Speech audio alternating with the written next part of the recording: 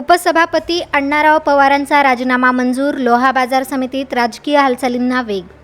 लोहा कृषी उत्पन्न बाजार समितीतील अंतर्गत मतभेद अखेर उघडकीस आले असून उपसभापती अण्णाराव पवार सायाळकर यांचा राजीनामा मंजूर करण्यात आला आहे. सत्ता वाटपाच्या मुद्द्यावरून सुरू असलेल्या राजकीय हालचालींना यानंतर अधिक वेग आला आहे.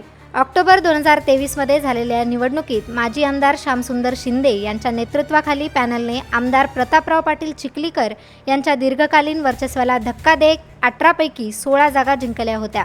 त्यानंतर विक्रांत पाटील शिंदे यांची सभापतीपदी निवड झाली. मात्र सत्तेच्या वाटपावरून समितीत सुरू असलेली नाराजी अधूनमधून समोर येत होती.